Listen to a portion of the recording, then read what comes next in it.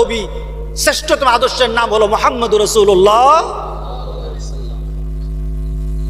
এর উপর তো কোনো আদর্শ হতে পারে না, এর উপর কোনো মর্যাদা হতে পারে না। সেই রাসূল পাক সাল্লাল্লাহু আলাইহি সাল্লামের উম্মত আমরা, ঠিক না? আমরা রাসূল পাক সাল্লাল্লাহু আলাইহি সাল্লামের উম্মত হয়েছি, কেমন মর্যাদা পেয়েছি।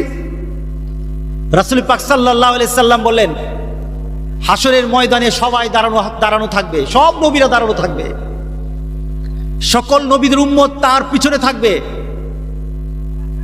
সবার কাতার কেউ কারোটা হবে 50 জনেরও হবে, আবার 1,00,000 জন হবে, 1000 জন হবে। হাসরের ময়দানে আমার উম্মতের কাতারটা সবচেয়ে বড় হবে, আমার উম্মতের কাতার সবচেয়ে বড় হবে। আমি তার জন্য গর্ব করি না। ও আমার উম্মতেরা, যতক্ষণ পর্যন্ত জান্নাতে তোমার নবী না ঢুকবে ততক্ষণ পর্যন্ত জান্নাতে কেউ ঢুকবে না। তোমার নবী প্রথম ঢুকবে, শুধু তোমার নবী প্রথম ঢুকবে না, যতক্ষণ পর্যন্ত তোমার নবীর উম্মতেরা জান্নাতে না যাবে অন্য উম্মতরা ঢুকতে পারবে না। আমাদের মর্যাদা বাড়লো না কমলো? হ্যাঁ, হাসরের ময়দানে সকল নবীদের একটা সিম্বল হবে, একটা চিনে নেওয়ার মতো একটা চিহ্ন থাকবে। সব নবীদের উম্মত চিনা যাবে, উম্মতে মুহাম্মদের চিনা যাবে। সুবহানাল্লাহ বললেন না? রাসূল পাক সাল্লাল্লাহু আলাইহি সাল্লাম বললেন যে হাসরের ময়দানে সকল নবীদের একটা চিহ্ন, উম্মতের চিহ্ন হবে, আমার উম্মতের একটা চিহ্ন থাকবে। বলেন তো দি, উম্মত হতে হলে চিহ্ন দরকার আছে কিনা? কার কার নাই? কার কার দরকার নাই? রাসূল পাক সাল্লাল্লাহু আলাইহি সাল্লাম বললেন যে হাসরের ময়দানে আমার উম্মতের চিহ্নগুলি হবে। মা আয়েশা সিদ্দিকা রাদিয়াল্লাহু তাআলা আনহা বলেন, ইয়া রাসূলুল্লাহ, হাসরের ময়দানে এত মানুষ হবে, আপনার উম্মতকে কিভাবে আপনি চিনে নেবেন? আপনার উম্মতকে কিভাবে চিনবেন? রাসূল পাক সাল্লাল্লাহু আলাইহি সাল্লাম বলেন, আয়েশা রে, একটা মাঠে লক্ষ লক্ষ ঘোড়া আছে, সবগুলো ঘোড়া এক ধরন, আর একটা ঘোড়ার কপাল সাদা, কপালের দাগ আছে, গোরা মুহাজ্জালিন, এমন দাগ সূর্যের আলোর মতো জ্বলজ্বল করে।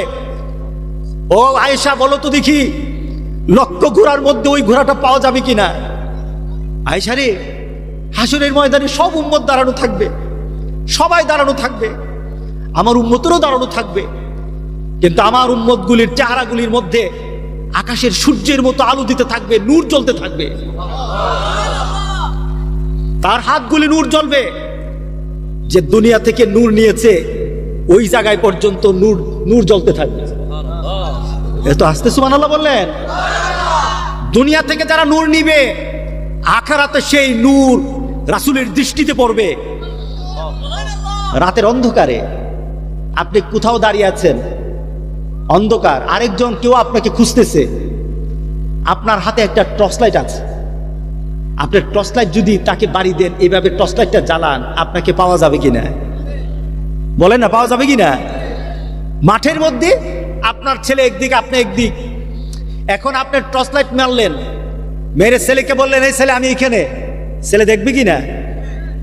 আর অন্ধকারের মধ্যে যদি পড়ে থাকেন, টর্চ লাইটটা যদি না থাকে, আলোটা যদি না থাকে, নূরটা যদি না থাকে, তাহলে বলেন তো আপনার ছেলে জীবনে আপনি খুঁজে পাবে? পাবে না। হাসরের ময়দান বিভীষিকাময় অবস্থা, সূর্যটা মাথার উপর চলে আসবে। অমিয়া, আগামীকাল আসবে না?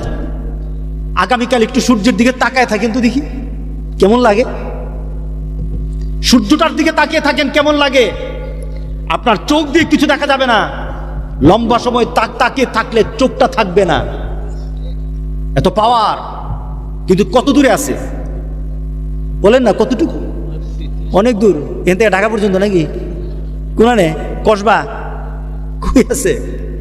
9,30,00,000 মাইল দূরে, 9,30,00,000 মাইল দূরে। এই দূরটা কিন্তু বৈজ্ঞানিকরা বলেছেন, আসল নাপ কিন্তু এখনো কেউ বলতে পারে নাই। এত দূর থেকে কোরআন, সেই যখন সূর্য যখন তা দেখ, আরাম লাগে না? খুব ভালো আরাম লাগে নাকি? হ্যাঁ, গরমটা কেমন লাগে? একটু কিছুক্ষণ দাঁড়ায় থাকার পরে খালি কোথায় লুকানো যায়, কোনখানে ছায়া পাওয়া যায়, এগুলি তো খোঁজা আরম্ভ হয়। কথা ঠিক না? আর ঠিক ওই সূর্যটাকে একটু খেয়াল করেন, ঠিক ওই সূর্যটাকে আপনার মাথার উপর, ঠিক মাথার উপর, এই মাথার উপর যখন চলে আসবে, যারা কোরআনওয়ালা তারার মাথার উপর আসবে, যারা কোরআনের কাছে আসে নাই, নামাজ পড়া নাই, তারা ওইখানে থাকবেই না, অন্য জায়গায় থাকবে নাকি? হ্যাঁ, কি বলেন? যারা আমরা একটু ভয় টয় পাই, একটু কোরআন টোরআন পড়ি, হুজুর আপনারই ধরবো, হাসরের মধ্যে আপনারই বিপদে পড়বেন, আমরা ভালো আছি, দুনিয়া তো ভালো, আখেরাত তো ভালো। কি বলেন, তাই নাকি? হ্যাঁ, ময়দানে দাঁড়ানো হবে, আপনি যেমন দাঁড়ানো থাকবেন, মোমেন বান্দা যেমন দাঁড়ানো থাকবে, বদকারও দাঁড়ানো থাকবে। কিন্তু মোমেন বান্দা আর বদকার পৃথিবীর মধ্যে সবকিছু ব্যবহারের ক্ষেত্রে গুণগত মান এক ছিল। আমি এখন ভাত খাইলাম কার বাড়িতে? সেলিম ভুইয়ার বাড়িতে, ভুইয়া সাহেবের বাড়িতে ভাত খাইলাম। এখন আমি যখন মুরগি খেলাম, মুরগের গুস্ত খেলাম, আমার জিহ্বায় যেই মজা, যে নামাজ পড়ে না তার জিহ্বায় কি আরেক মজা? বলেন নাকি? একই মজা।